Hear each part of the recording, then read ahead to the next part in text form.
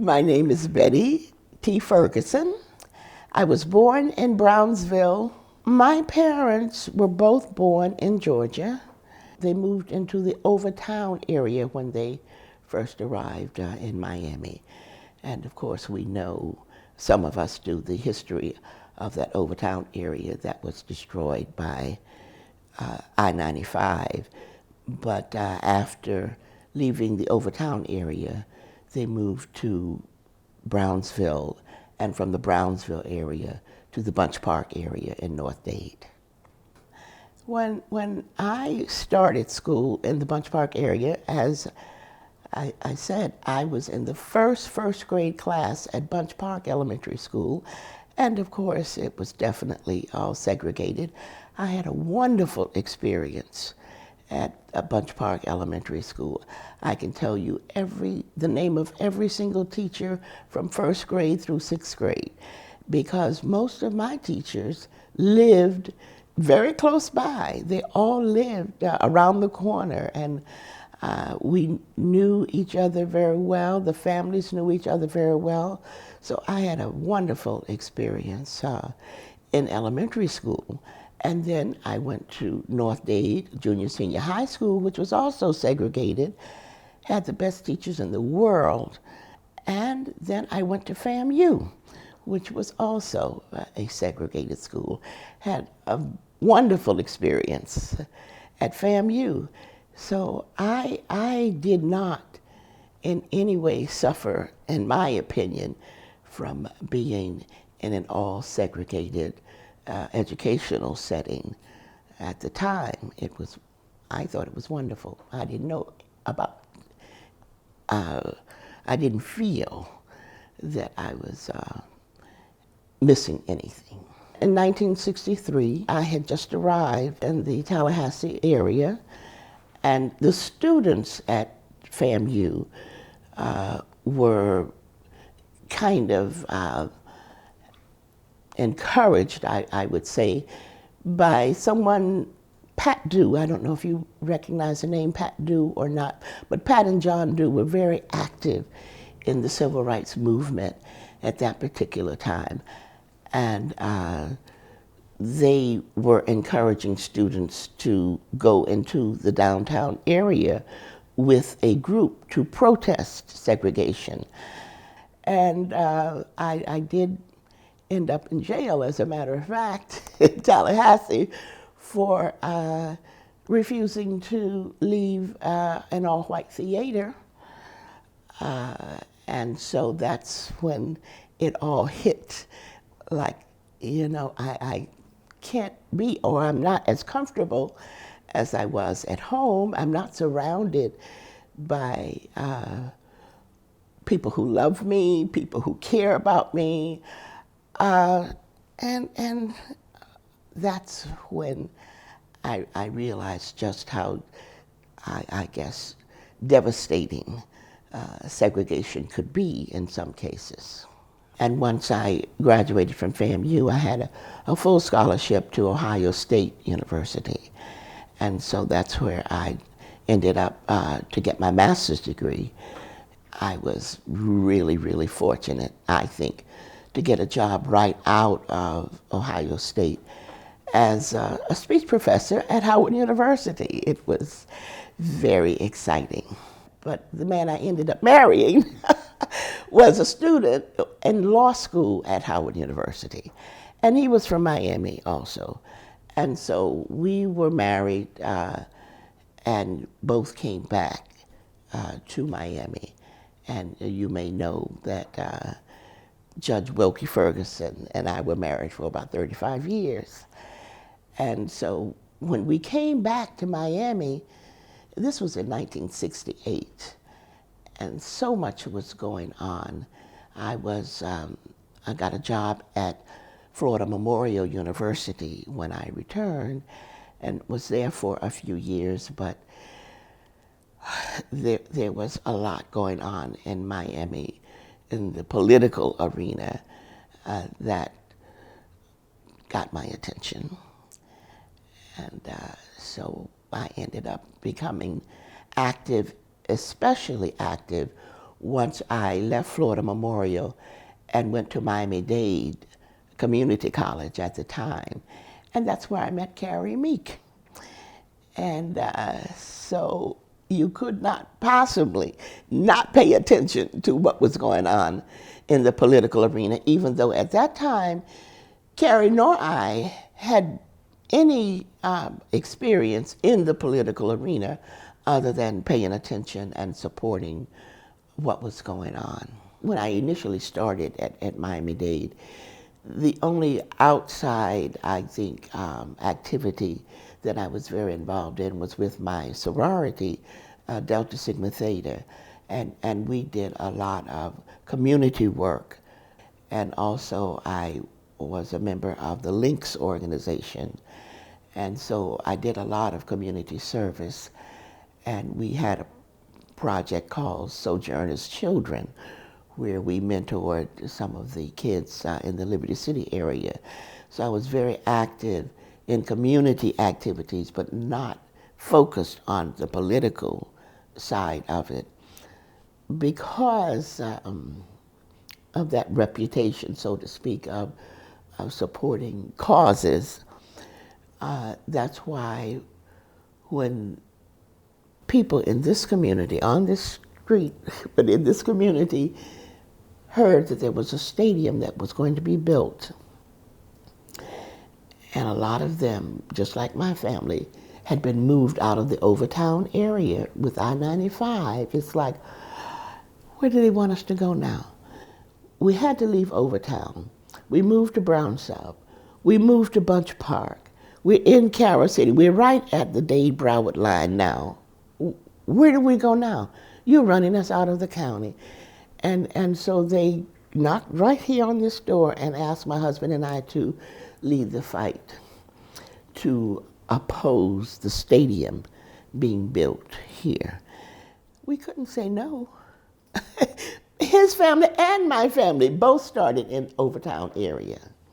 And so it started in that way, and I ended up being the mouthpiece, so to speak, for the community, and point out the fact that not once had the political commissioners at that time, county commissioners, come to this area to say, we're planning to build a stadium here. We'd like your support, or this is what we're going to do, or at least inform us of what was going on. I was asked if I would run against the county commissioner, who was Barry Schreiber at the time. He'd been in the seat for 16 years. We never saw him. We didn't know anything about who our representative was. I still didn't expect to win anything, but I did file to run, and to my surprise, and his too, I got him in a runoff. And I didn't win in the runoff, but the fact that a 16-year incumbent was forced into a runoff by a black female who had no experience, no money, no name recognition at all at that time. And so he won that first time. That was in 1986. And then when the seat came up 4 years later, he left the country, and I ran again. But I had to run countywide because we were at-large elections. We didn't have district elections. So I had to run, everybody in the county could vote me up or down. The second time I lost with almost 100% of the black vote is when we sued Miami-Dade County.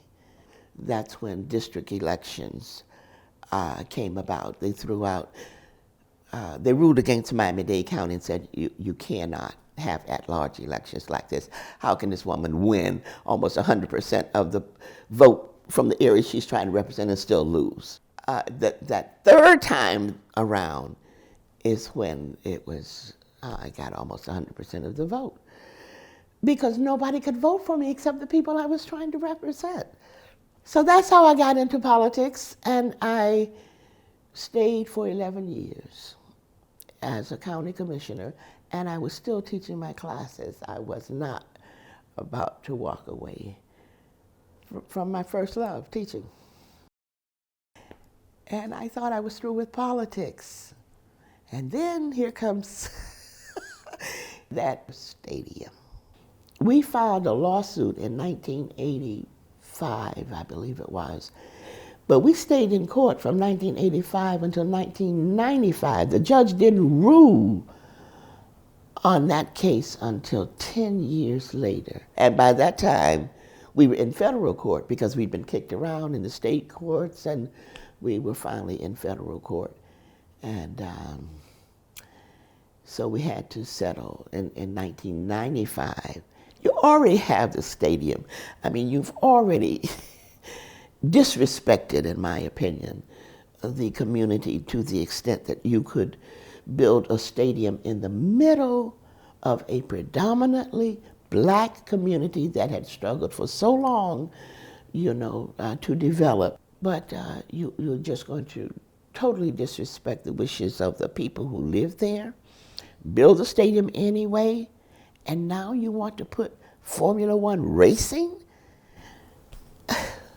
What more are we expected to take? What grew out of this struggle, to me, was a group called UPPAC.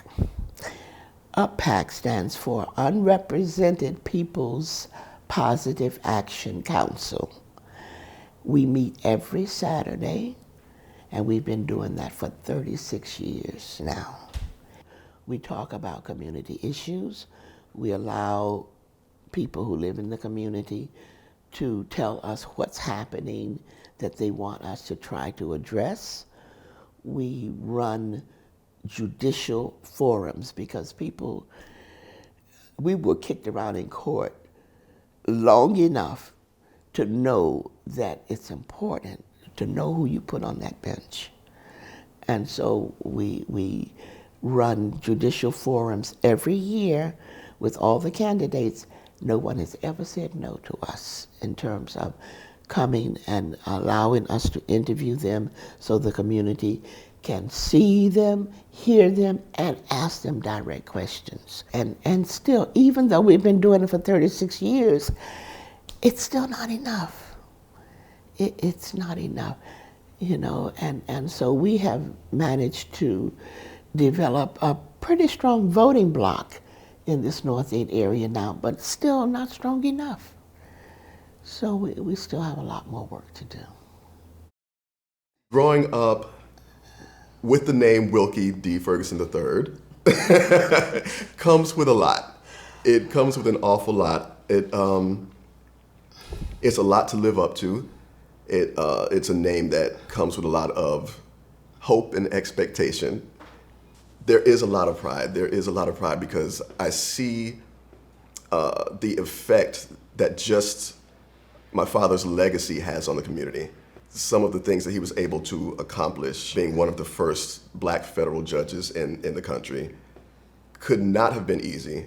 But as I've gotten older, I've started to appreciate what it must have taken to accomplish those things. So I'm starting to understand now why there's so much weight behind the name, because of the things that were accomplished in the face of all the adversity that must have come with it. My focus really, in addition to Daddy's legacy, is being the daughter of Betty Ferguson, because there were so many times that she's not even aware of people calling me Little Betty, right? And having the expectation that what she started, I would continue. And so it was important, like my brother said, for me to appreciate the work that my father did, that my mother does, and also find my own way. Yes, to contribute, not necessarily to contribute in the same way, but also to appreciate the value of the work that they both have done. And I appreciate always hearing stories from other people about things that my father did, things that my mother does, because we don't necessarily see those things. And so hearing other people's stories about what they have done and what they mean to the community kind of help us, get a clearer picture of, of who we come from. It's pretty amazing.